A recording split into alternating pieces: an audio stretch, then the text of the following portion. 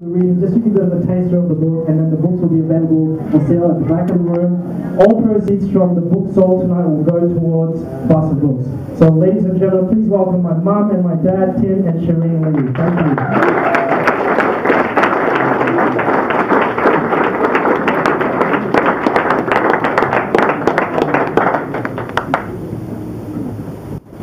Good evening, dear friends. I'm not sure if I should stand up here, but I'm quite short, so I'll do that.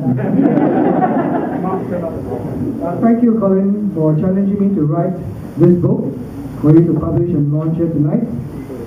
And my Sharene half here for her artwork, the music to my lyrics, created with a steady hand and a child's heart.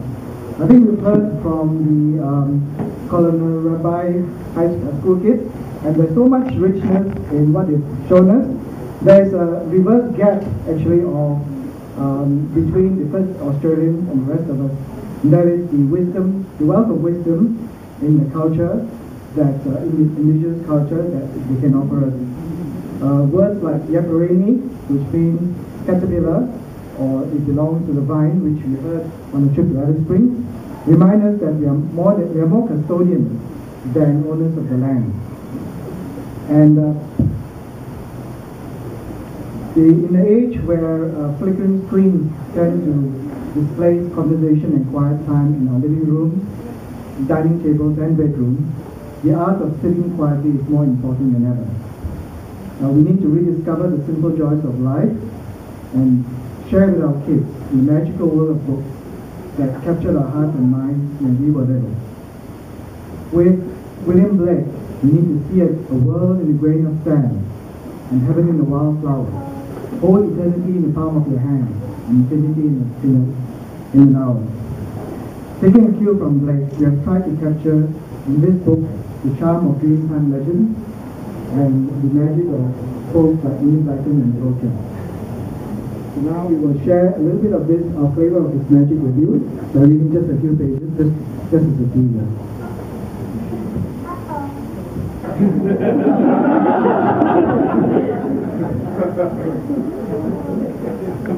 At the dawn of time, the earth was flat. There were no oceans, or lakes, or rivers, or mountains. There was no sun, or moon, or stars, or clouds, or sky. The world was a dark and empty place. Everything was still, but for four giant creatures. There were silly spiders and funny fireflies who were all about fun and games. There was eager earthworm who lived under the earth, unseen by the other creatures. He was blind, but could sense things through his skin. And there was Dreamtime caterpillar. Like earthworm, she crawled around on her belly and did not join spider and firefly in their game.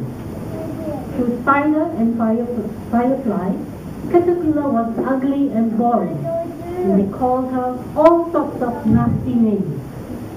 One day, spider and firefly were so bored that they got into a little fight, just for the fun of it.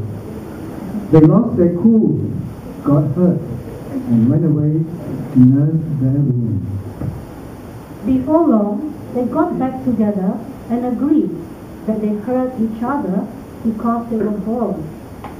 We need more fun things to do, said Spider. So they decided to make the world more interesting.